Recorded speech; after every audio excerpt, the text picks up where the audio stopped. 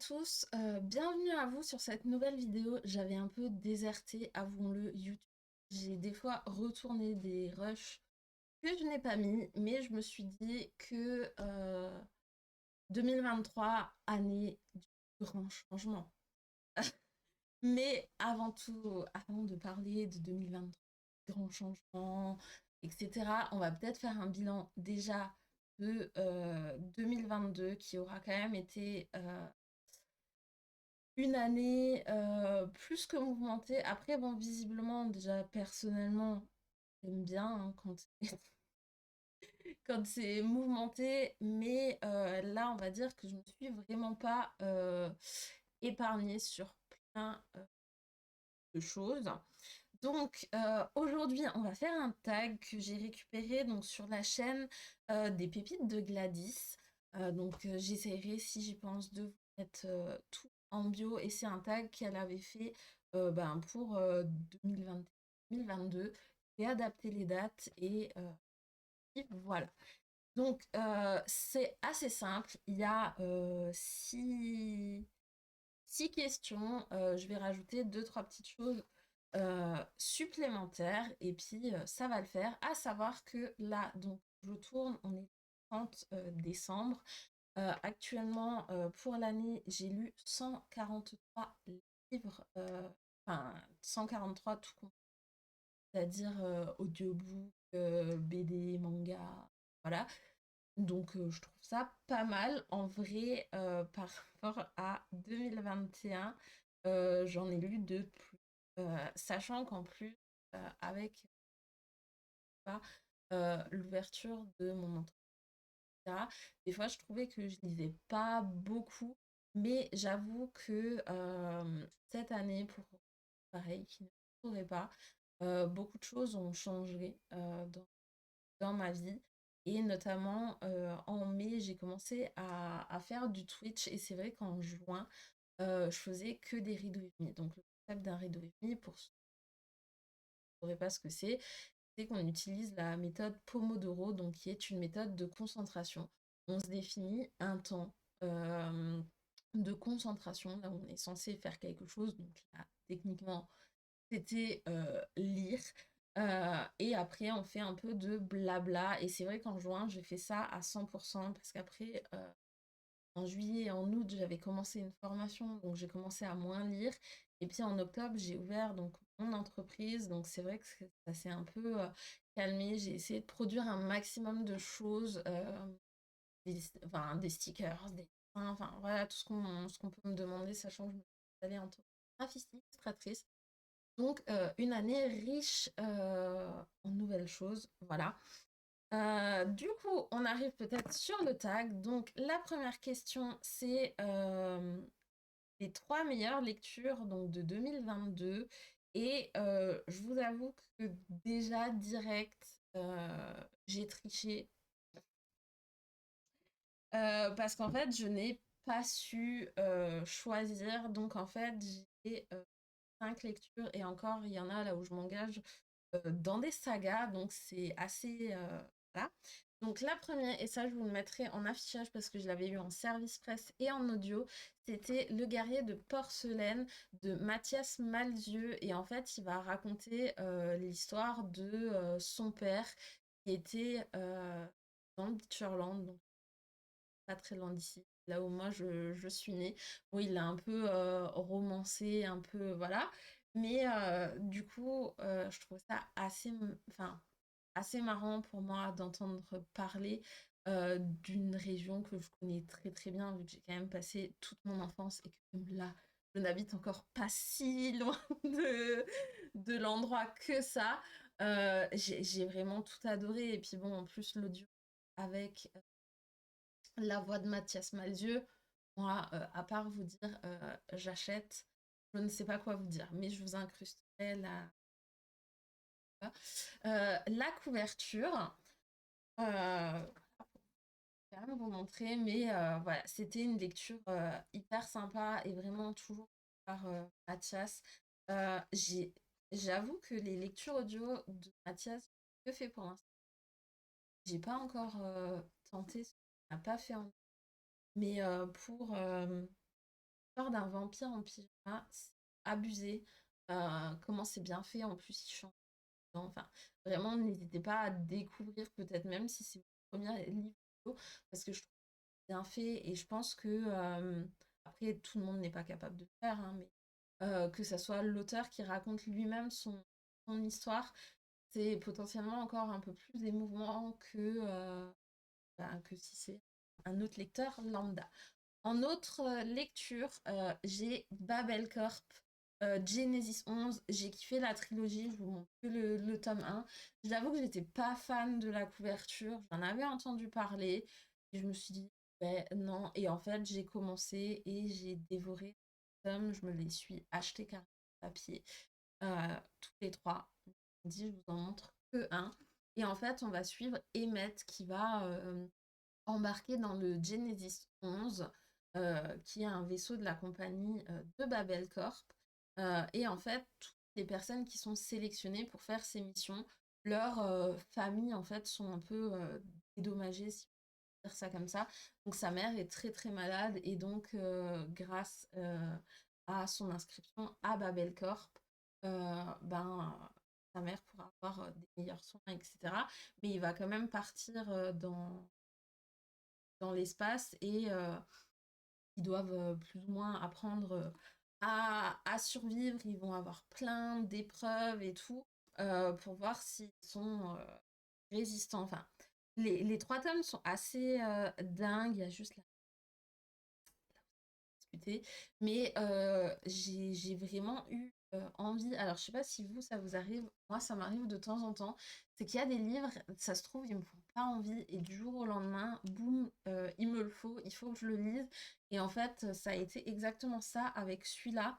Et souvent, quand ça m'arrive, c'est quand même des très très bonnes lectures. Mais de base, soit effectivement, la couverture ne m'attirait pas, enfin, ou le résumé en lui-même. Et finalement, c'est une très très bonne lecture. Je le conseille. C'est assez jeunesse, ça se lit tout seul. Donc c'est chez Bayard et je ne l'ai peut-être pas dit, mais c'est par Scott Hannigan, traduction de l'anglais. Voilà, c'est sympa. Donc si vous aimez les histoires en SF, bah, n'hésitez pas à découvrir.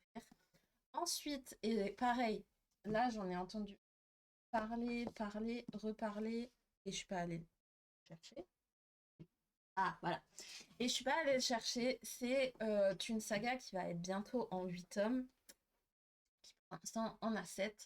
J'en ai lu 5. J'ai pas pris le premier tome volontairement, et c'est quand même celui-là qui m'a décidé à tout enchaîner. Donc c'est la saga des 7 sœurs de Lucinda Riley. Là j'ai pris mon tome, en tout cas jusqu'à présent le préféré, tome 3, La sœur de l'ombre. Mais j'ai été happée par le premier. Le deuxième, j'ai adoré aussi. Bon, le troisième, pour l'instant, ça reste mon préféré. Il m'en reste deux à lire, sans compter le tome 8, donc qui va parler de Passolt. Et donc, on va suivre un milliardaire qui s'appelle Passolt, sauf qu'il vient actuellement de mourir et on va découvrir ses filles, sachant que ses filles adoptées, c'est un navigateur, un riche milliardaire. Et donc, il a techniquement enfin, voilà, il a des filles qui correspondent à des astres et machin. Enfin, c'est assez. Et en fait, de base, elles n'ont jamais forcément cherché leurs origines. Et donc, dans chaque tome, on va suivre les sœurs dans l'ordre dans lequel elles sont apparues dans la famille. Et en fait, il s'avère qu'il leur a laissé des coordonnées géographiques là où il les a retrouvées chacune. Et donc, chaque fille va aller sur son passé, découvrir son histoire. Donc, indirectement, dans chaque tome, on va ailleurs. Voilà, donc ça permet de voyager. Bon, j'avoue que la sœur de l'ombre, suit à mon sens, en tout cas pour l'instant, là où on va le moins, enfin oui, c'est bizarre ce que je dis, mais du coup on va à Londres, c'est-à-dire qu'on n'a pas trop loin par rapport, donc voilà. Ça, c'était mon préféré, mais vraiment adoré. Alors, il y a quand même une petite dose, c'est du contemporain, mais avec quand même une petite dose un peu ah, d'imagination, un peu fantasy et tout. J'aime vraiment beaucoup. Je m'y attendais pas parce que, voilà, le contemporain, je pense que c'est pas trop ma came. Donc, ça reste toujours des fois compliqué. Ensuite, en très très bonne lecture, ah en plus j'en ai encore ajouté un. Ah là là, bah, j'ai continué La Guilde des Ondes de Anatrice, publié chez Plume Blanche. Donc là, c'est le tome 2 partie 2. Je voulais prendre le tome 1, tome 2 partie 1, mais j'ai enchaîné les deux tomes. Et dans cette saga, on va suivre Panama. J'ai eu un doute énorme sur son prénom. Euh, qui est plus ou moins devenue orpheline et qui va se se faire admettre dans la guilde des ombres. Qu'est-ce que la guilde des ombres? C'est globalement une guilde de tueurs, voilà, d'assassins. Dans ce sens-là. Et en fait, elle va commencer un apprentissage pour devenir membre de la Guilde des Ombres. Alors, clairement, de base, je vous le dis, et je tiens quand même à le dire, il y a quand même des trigger warnings. Euh, il y a des scènes olé olé, comme des fois je le dis. Enfin, voilà, c'est une lecture qui, de base, donc l'année d'avant, j'avais lu le tome 1 que j'ai dévoré. Là, j'ai lu le tome 2. Là, j'ai le tome 3 qui m'attend impatiemment. Je ne sais pas ce que Anatrice m'a fait, mais elle a dû m'ensorceler parce que j'aime ce qu'elle a créé, même des trucs que je j'accepte pas forcément dans d'autres romans, bizarrement tournés dans cette saga. Ça passe, j'adore. Euh, j'adore les personnages, l'univers, l'originalité, enfin, vraiment tout ce qui se passe. Et là, du coup, le tome 3 c'est le dernier. Donc à chaque fois, les tomes sont en deux livres. Euh, donc là, il me reste deux livres à lire. Et d'une part, j'ai envie, parce que j'ai envie de savoir ce qui se passe. Mais de l'autre part, j'ai pas envie. J'ai pas envie qu'il arrive des trucs à mes persos. Mais bon, va bien falloir le finir. Ensuite, et c'est bien, j'ai jamais pris les bons. Ou sinon, je vous en parle. Et sinon, j'ai également enfin, découvert, oui, Greka de Lydia Marot, qui fait aussi partie des très très bonnes lectures, là où il me reste le tome 3 à lire, pareil, qui m'attend dans ma pile. Et là où ben, la, on va se retrouver dans un monde là où voilà, il s'est passé des trucs pas très très cool sur la Terre, donc ils refont un univers ailleurs et il y a une genre d'école militaire là où tu dois bah, apprendre la survie, là où on va suivre trois personnages, donc c'est un roman choral et franchement, pareil, je sais pas ce qu'elle m'a fait, Lydia, mais j'étais, je crois, arrivée à la moitié du tome 1. Je me suis dit, ça sent mauvais et je me suis obligée, sentie obligée d'enchaîner avec le tome 2. Et là, j'ai qu'une seule impatience, le tome 3. J'avoue que de base, je l'aurais déjà lu, mais comme on organise un challenge avec Isabelle de l'Antre du Bonheur, et que j'ai envie de gagner des points à mon propre challenge, sachant que je sens qu'en janvier, d'aller me faire perdre des points, et j'en parlerai dans une autre vidéo. Voilà, je me prépare pour finir une saga. Donc ça, c'est déjà la première chose. Euh, donc c'était la première question. Donc il y a déjà pas mal, il y en a encore, vous inquiétez. Ton meilleur souvenir livresque donc de l'année 2022. Alors livresque, bon, lecture déjà de vous montrer, mais je pense que l'un des plus beaux souvenirs livresques de l'année, enfin, il y en a potentiellement deux. Il y a déjà l'arrivée sur Twitch, parce que je me suis un peu lancée, voilà, comme bah, j'avais perdu mon taf et qu'avant, j'avais clairement pas le temps de me lancer. Donc il y a déjà ben, l'accueil de la communauté livresque sur Twitch qui est quand même assez fou, là où il y a un réel engouement, un réel attachement, et puis entre-temps, et, voilà, des collections de marque-pages, des stickers. Enfin, on a fait plein de choses, on a fait des lectures communes, enfin voilà, c'était assez dingue. Et je pense que la deuxième chose, c'était les Imaginales, parce que pour une fois, j'ai pu aller aux Imaginales. Ça fait, je pense, 3 ans que non, 2 ans peut-être que je veux y aller. Et à chaque fois, bah, soit je pouvais vraiment pas, soit j'avais pas de voiture, ou soit genre je me suis opérée et visiblement je pouvais pas faire 3 pas. Voilà, c'était compliqué. Donc c'était vraiment d'avoir pu découvrir donc les Imaginales qui étaient à Épinal, d'avoir pu rencontrer des auteurs, d'avoir pu faire des dédicaces, d'avoir pu aussi découvrir de nouvelles maisons d'édition que je ne connaissais pas, de nouveaux auteurs, d'avoir bien blablaté, d'avoir passé une journée ouf. En plus, il faisait bon. Enfin, franchement, c'était hyper cool, sachant que c'était en... donc là, je n'ai qu'une seule impatience, me dire que 23, c'est sûr, certain, contre vents et marées, je peux retourner aux Imaginales, revoir des auteurs.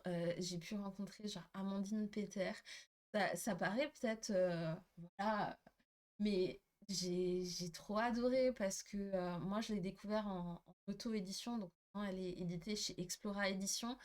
Et je voulais dire à quel point j'adorais la couleur des nébuleuses. D'ailleurs, ben, je l'ai en audio et en e-book, mais je l'avais pas en livre papier, donc je l'ai pris, c'est chez elle. Elle m'a mis des illustrations et tout. Voilà, c'est les petits trucs comme ça où il y avait Audrey Vessal-Dernger, je lui ai pris Jemae, le tome 2. Enfin, c'était vraiment super cool. Même si, voilà, je sais pas si vous êtes pareil, mais des fois, quand on rencontre pas les gens, les auteurs, on a tendance à les idolâtrer. Pourtant, c'est des gens comme nous, hein, ils vivent la même vie, mais waouh, ils ont réussi à écrire ça et tout. Moi, clairement, je ne suis pas capable. Mais voilà, c'était une très très belle découverte. Ça fait partie, comme dit, de mes très très bons souvenirs. Ma plus belle donc, troisième question, la plus belle découverte de 2021. J'avoue que, enfin de 2022 du coup, j'adaptais le tag mais bêtement. Belle découverte de 2022. Je pense que même si je ne l'ai pas mis dans les lectures favoris, je vais vous parler de celui-ci. Donc c'est Le Voyage d'Amy, la forêt de Cordebouc. C'est écrit par Dimitri Olivier et c'est publié chez Nanachi Édition. Et en fait, ça fait partie, on va dire, des découvertes que j'ai pu faire grâce aux Imaginales parce que je ne connaissais pas du tout Nanachi Édition, donc j'ai pu un peu parler et tout. Et ben, j'ai vraiment beaucoup, beaucoup aimé ma lecture, même si, comme dit, je ne l'ai pas mis avant, mais c'est une très belle découverte d'un jeune auteur, là où c'est son premier roman publié.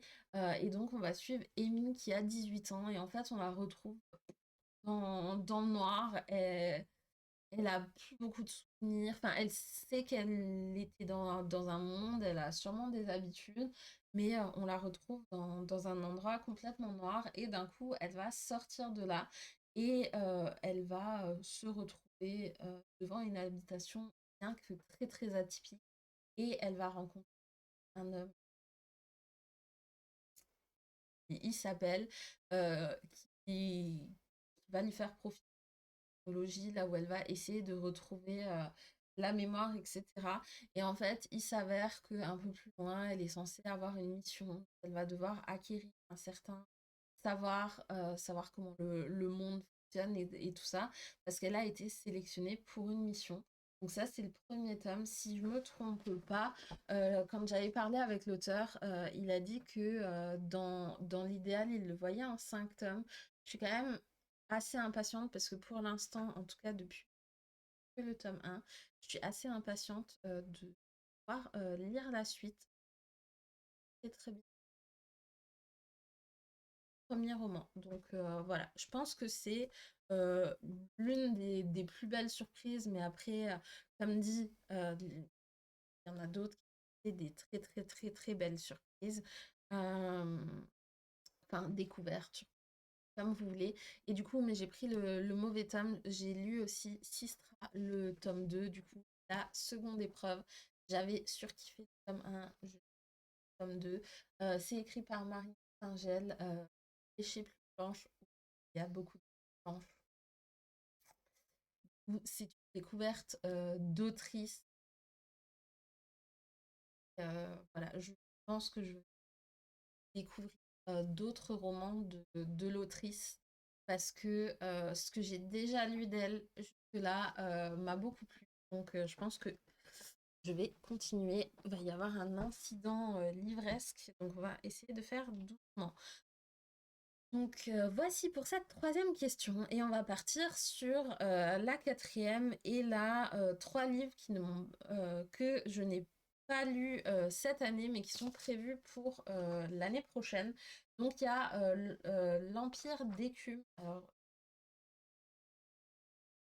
mais je vous mettrai la couverture. Je sais pas pourquoi me tente, j'ai même déjà le tome 2 dans ma pile à lire, je l'ai mis dans je sais pas combien de challenges et à chaque fois je trouve autre chose à lire. Pas pourquoi. La Guilde des Ombres, le tome 3 parce qu'en fait, je me suis le pack Plume Blanche pour l'année 2023. Euh, je voulais le lire ce mois-ci, mais toujours un challenge pour gagner des points et tout. Finalement, je vais attendre janvier, donc d'où le pas encore lu. Et aussi une autre lecture je voulais lire cette année, mais finalement j'attendrai l'année prochaine, c'est qu'on a fait un Secret Santa, donc un Père Noël secret sur mon Discord. Du coup, j'ai reçu tout le bleu du ciel de Melissa d'Acosta. Et en fait, j'avais juste commencé à lire la première page et j'avais juste dévoré. Euh, Ça parlait de genre, et des thèmes qui enfin, vacances, voilà, hein, envie de partir en vacances. Le fait d'être attiré par la maladie d'Alzheimer, c'est parce que je pense qu'à force enfin, de l'avoir vécu euh, et de lire dessus, ça permet de me rappeler quand même enfin, des bons souvenirs, même si c'est pas ouf, mais voilà, j'ai très très envie de le lire. Donc par contre, il est prévu pour janvier en lecture commune sur le Discord, donc n'hésitez pas en fait, participer à me faire un petit message en privé. Je constate, et pourtant je l'avais préparé, qu'en fait dans le tag, il n'y a pas les déceptions.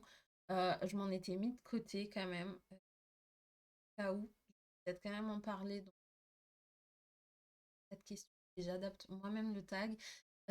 S'il y a des lectures qui ont été un peu une déception pour cette année, là où j'ai pas réussi, soit à adhérer ou etc.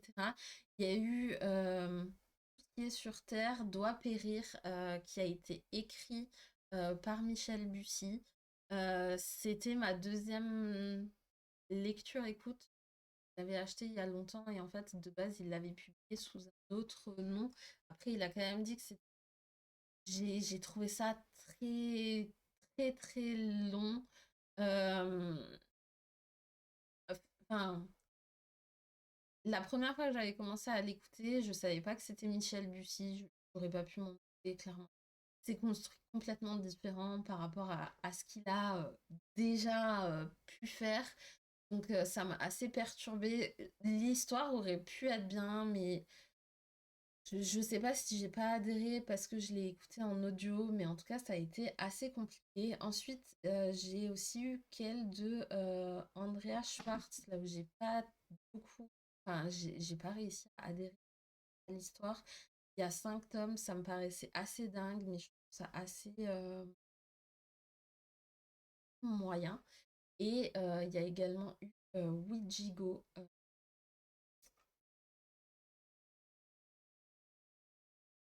peut-être, mais là où j'ai pas réussi à adhérer, j'avais le pli, pas réussi à rentrer dans l'histoire. Après, est-ce que c'est du conseil, est-ce que bah, du fait que je l'ai écouté en audio et que dans mais ça peut être des solutions. Ensuite,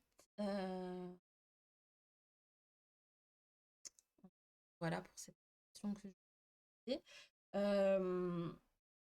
Dans le tag d'origine, donc la 5e question, c'est quel genre souhaites-tu lire en 3? Je sais pas. Je vous avoue que moi maintenant, dans mon coucou SFFF, de lire de temps en temps de temps en temps un thriller vite fait, pas trop trash. Donc je sais pas si j'ai envie de changer quelque chose à ce niveau-là. Pas d'objectifs différents. Et dernière question, mes objectifs livresques pour 2023.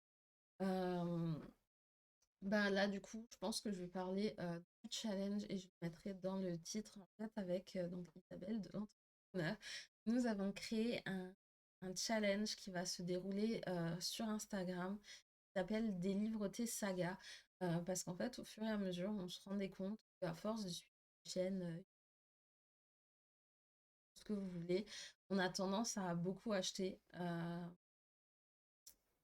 à prendre beaucoup de livres, la palle augmente et souvent bah, on lit pas autant. Je veux dire, même si là, bah, au début de la vidéo, je vous ai dit 100 livres, je veux dire, c'est quand même pas mal, même s'il y a des BD, des mangas dedans. Euh, Sauf que là, ma palle, elle a dépassé. Je suis dans le déni, mais elle a dépassé les 400. Donc, je pense qu'elle est entre 450. Euh, et du coup, ça voudrait dire que si je garde à peu près le rythme que j'ai, globalement, j'en ai pour 3 ans et demi, 4 ans, juste avec ce que j'ai. Parce que bon, il y a des gros pavés et des graphiques, souvent je les achète. Enfin, ouais, les graphiques, les mangas, c'est souvent que j'achète et que je lis assez rapidement. Souvent avancer dans les sagas. Euh, donc voilà, enfin, c'est pas que c'est un point de retour, après, vit comme il veut, mais j'ai envie de changer un peu ma consommation livresque. Après, c'est sûr qu'en préparant des sorties de chaque mois, en voyant des nouveautés, bah déjà, rien que plus blanche, voilà, j'ai déjà toutes les sorties de 2023 en ma possession, parce que j'ai le pack, etc. Euh, voilà. Donc, c'est être un peu plus raisonnable. Et en fait, le concept du challenge, donc, c'est de vider sa pile à lire, d'avancer dans ses sagas, des livres, tes sagas. Et donc, quand vous lisez un tome d'une saga, alors tout est dans que vous fassiez de BD, la BD, manga, du roman, etc. Vous lisez un tome, ça vous fait 10 points, pardon. Vous lisez un one-shot, ça vous fait 8 points. Si par contre, vous prenez un service presse, vous achetez ou on vous offre un livre, soit ça vous enlève des points, soit c'est une saga, ça vous enlève des points. Et voilà, le concept en fait est d'essayer de se motiver avec des points. Après, c'est juste fun. En vrai, vous voulez faire le record de celui qui achète le plus de livres et qui n'arrive pas à se tenir à ses résolutions, vous le faites. Désolée pour la lumière, j'essaye de faire au mieux. Et la caméra a pas envie. Mais voilà, c'était un truc sympa. Puis après, il y a des points bonus du style, bah, vous finissez une saga, vous avez 15 points. Vous êtes à jour dans une saga. Donc par exemple, si je reprends l'idée de la saga des 7 sœurs, donc là, on sait qu'il va y avoir un 8e tome qui va sortir 23. Donc si, je sais plus, je crois que c'est en mai, à la sortie du tome 8. Donc si, imaginons, en février, par exemple, j'arrive à lire les 2 derniers tomes qui me restent, donc j'ai des points supplémentaires, j'en ai 10. parce que je suis à jour dans une saga, donc à jour par rapport aux parutions, mais on sait qu'il y en aura 8. Enfin voilà, il y a plein de petits trucs, mais c'est pour passer des moments fun. Pareil, pour quand même un peu avantager ceux qui ont tendance à lire des grosses pavasses. Si votre livre fait plus de 500 pages, vous avez un point. Enfin voilà, il y a des petites choses comme ça qui se rajoutent, qui se modifient. C'est assez sympa. Donc ça serait mon objectif. Et puis quand même de continuer à faire des découvertes, hein. De toute façon, final, pensez bien que il y a une suite. Prendrai, je vais pas me priver, mais voilà. Le but, c'est un peu de se motiver parce que là, ça va être difficile en me disant que je fais pas que ça dans la, enfin, je fais pas que lire dans la journée, donc c'est quand même compliqué de de se dire ouais, t'achètes plus, enfin, tu te fais plus tenter, mais voilà, faire ça doucement. Donc voilà, j'espère que ce petit retour sur YouTube, mais normalement la vidéo n'arrivera pas seule, vous aura plu. Je vous fais des gros bisous. N'hésitez pas à parler de vos stats, de vos bonnes lectures. Est-ce que vous avez des lectures, des bonnes ou des mauvaises lectures d'ailleurs en commun avec moi. En tout cas, je vous fais vraiment de gros bisous. À très vite pour une belle lecture et